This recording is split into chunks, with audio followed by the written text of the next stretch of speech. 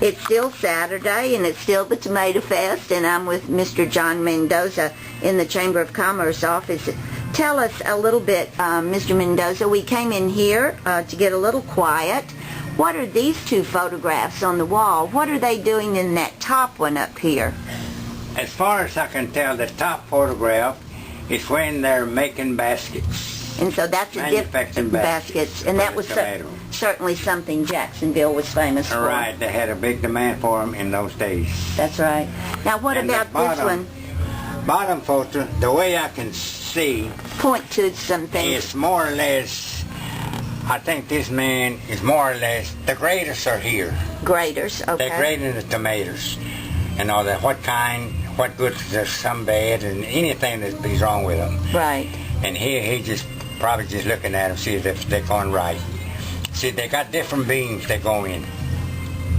See, all the compartments. Right. Different sizes, see. Right. And that's how they go by when you put them in lugs. Right. Tomato boxes. Show me where you might be in such Me, I was on this side of the graders, and where they put the lugs, and they slide them down that, what is it, that got a lot of rollers on them?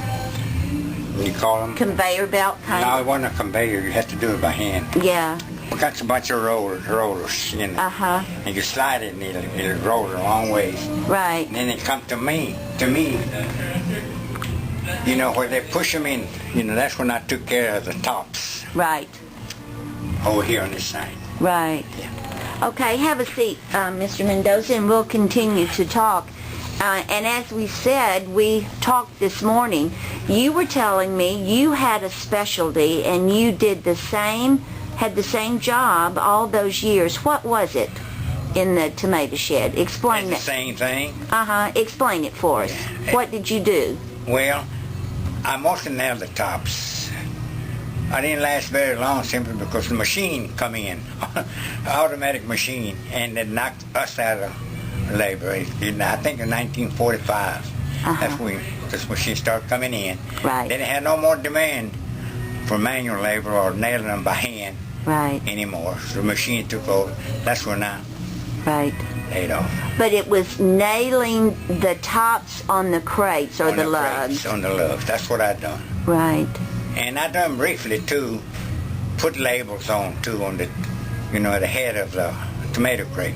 Right. Before they made it into a box. Right. And what kind of tool did you use? I said earlier, did you use a hammer? And you said no. No, we didn't use a hammer. You can't use a hammer doing that kind of nailing, simply because the hammer was too small and it's round. We used a hatchet, nailing hatchet, that I presume now that some roofers use to roof with nowadays.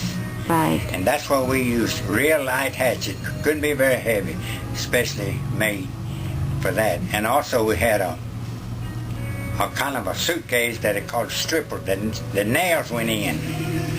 See? And we had they had oil.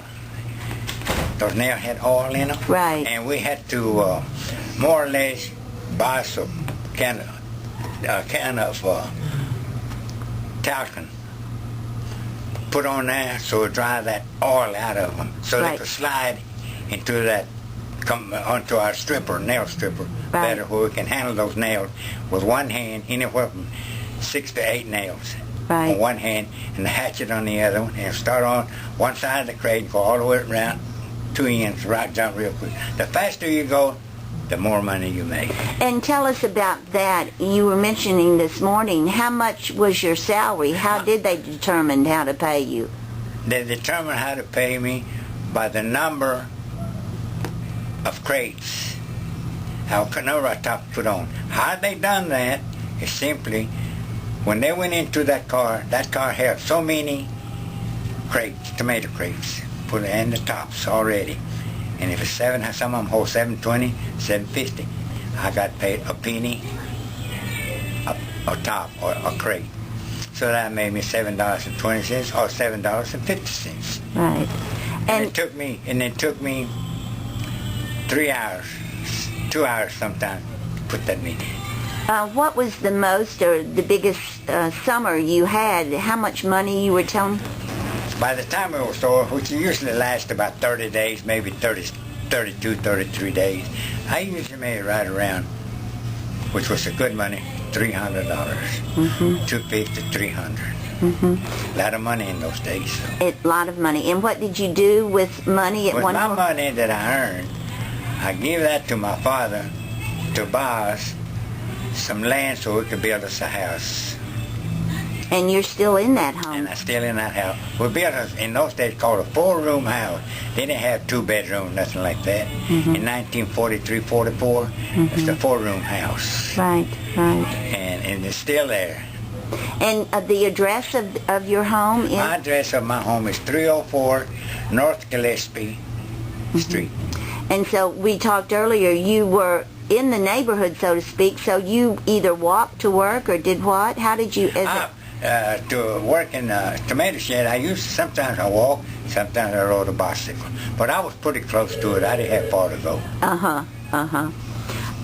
In terms of, you started, tell us again for the video, your birthday, when you were born, and where you were born for the video. Okay, I was born here in Jacksonville, Texas, on October the 13th, 1928. And my address is the same, 304 Gillespie. Right. And so the tomato season was started at when, what month? And yeah, it usually started on Memorial Day, which is the last, or maybe 2 days before the, end of,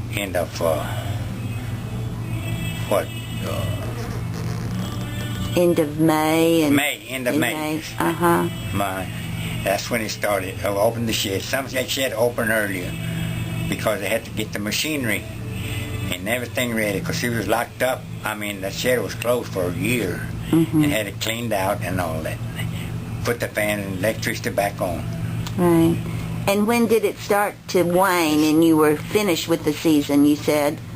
When it winds down, it's usually right before the 4th of July. In other words, about the last days of June. What was sometime we went into July, maybe a day or 2. Right. What was your schedule in terms of when you arrived at work, and how long a shift did you? Well, it wasn't a shift. We used to work when the tomato shed opened. And it usually opened about, sometime now we open at 10 o'clock when we had a lot of big demand for the tomatoes. And, but most of the time it was 1 o'clock. And because we got off our 30 minutes for lunch at 6 o'clock. Then we come back. And sometimes we work 12, 1 o'clock, and 1 or 2 times we work all night. And I would continue nailing that long. Did you ever hurt yourself with the? Well, once in a while I hit my finger. I hit my finger with that hatchet and blood come out. But just keep on going. Just keep going. It don't matter if the blood gets on the log. Now, tell me again the location of the shed and then the cotton gin you were talking about and the 2 switches. Describe. Well, aren't we down near where the post office is now, the new post office? Well, this shed would be at the end of Patton, where it hits, what is it, Commerce? I think so. It is. Yeah. Right there on the corner. Not by that big shed, but right there. They're not there no more because they burned. I don't know what year they burned down. Both sheds. There was 2 sheds. You said you thought it might have been the late 1950s, sometime in that era, maybe? Yeah, 56, maybe. I don't forget it. Right. But then you had 2 railroad switches that came in right there at the shed, didn't you? Yeah, one of them served the one shed, and one of them served this shed that I worked in. So there was 2 sheds right there, side by side, which one of them faced Commerce Street, and the other one faced at the corner, at the back of that shed, which is Commerce and Patton. And how many people in one tomato shed would be doing what your job was, the nailing the lids on the lugs? At one time I had just one, another nailer. Okay. But most of the time it was by myself. Sometimes it's enough for two of us. Uh-huh. And of course, it was enough for two nailers there at one time. Mm-hmm. But then... What did you do after the tomato, we're moving up a little bit in your life here, what did you do after the tomato business? Well, I didn't have no job no more. Mm-hmm. I was still going to school. Mm-hmm. And I just wait till, oh well, I tell you what, I did have something to do. I almost had a little woodworking shop. Mm-hmm. It was true. Mm-hmm. And I built cedar chests. Mm-hmm. And some of them still in existence right now. I know two or three of them. Right. But I can't get them because they're not on the part with it. And now my daughter's got one. Uh-huh. And that's what I done. Mm-hmm. Till school started. Right. Interesting. So you worked the tomato season? And also had my little woodworking shop that I can go in there till school started. Right. And you were saying earlier, a lot of people and different kinds of people made a lot of money in the tomato business. Talk about the different phases. I mean, the shippers were one part. The growers and the packers and... Well, most of the packers now, some of them come from Florida. There are very few packers here that was here in town. Mm-hmm. We had as many as 30 packers on one shed. Mm-hmm. And that's a lot of packers for one town. Yeah. And, but most of this, I was talking about locally. Mm-hmm. And they're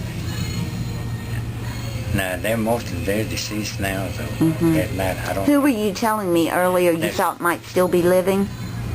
Well, there was a lady that worked with me, and I have not seen her, and I want to stop. That lives on Lawrence Street here in Jacksonville, north side of town. And I sure like to find out if she's still living. Can you think of her name? Her maiden name was Rose Allen. Okay. But her married name was Rose Wheat. Okay. Billy Wheat used to work for the light company. Mm-hmm. Mm-hmm.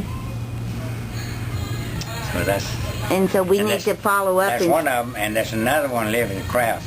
Uh-huh. Like I told you, right there in that corner is the house. Her main name was McCoy. Oh, and she's kin to Neil McCoy. Or Neil McCoy's kin to her. Uh-huh.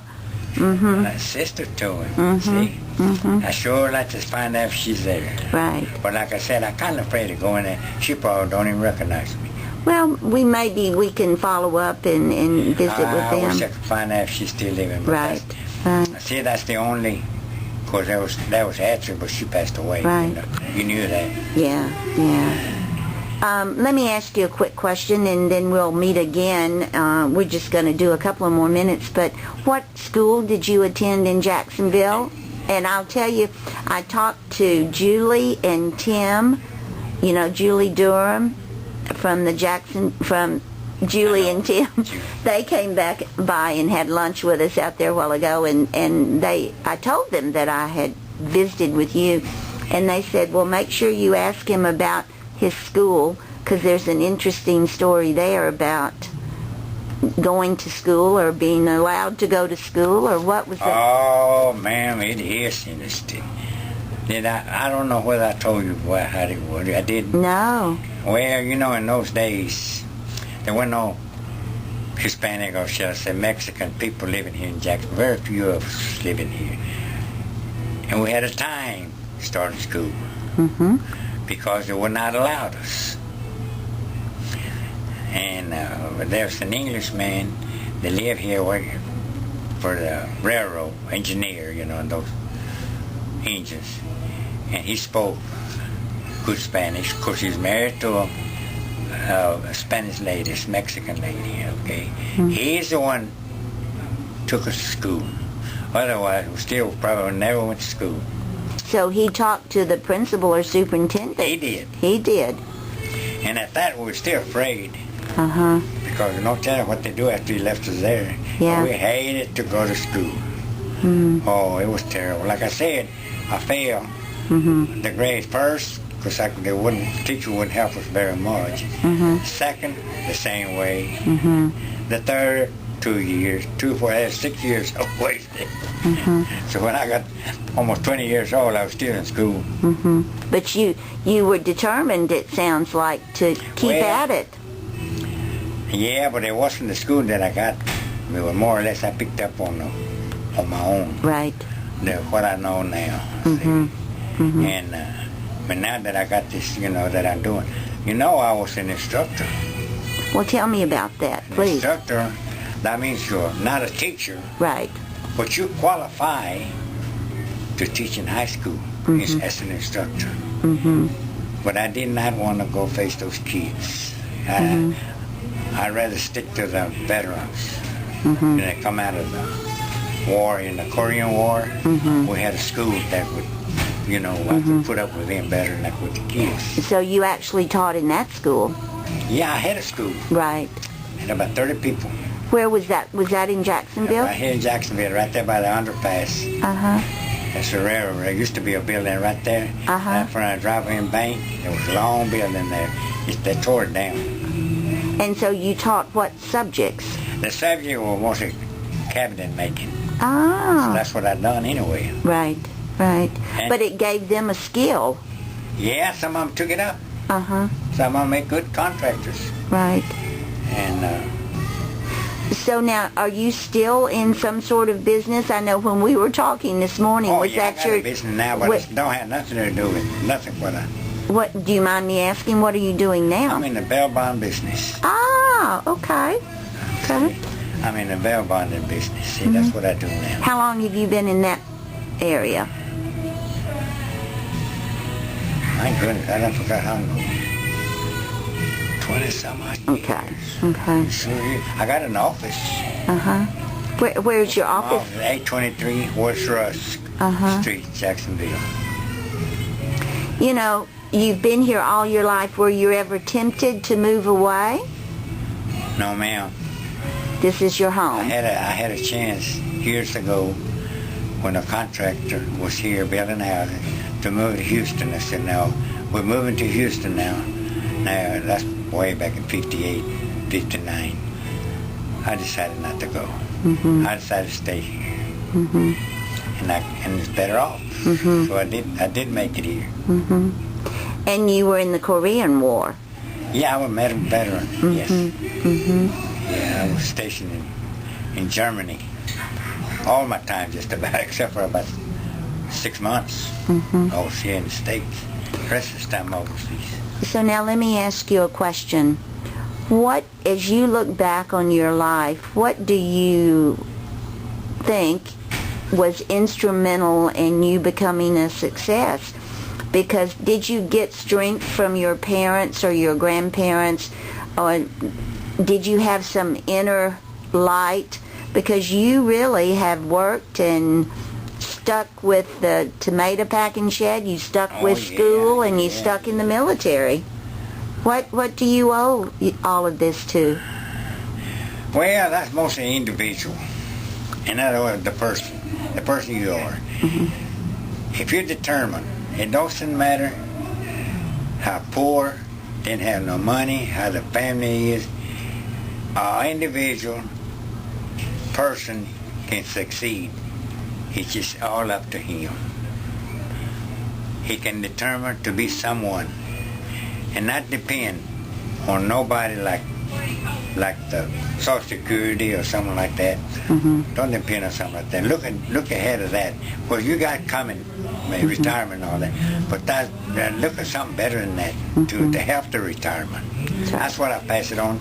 That's what I done, and I pass it on to the kids. They're growing up.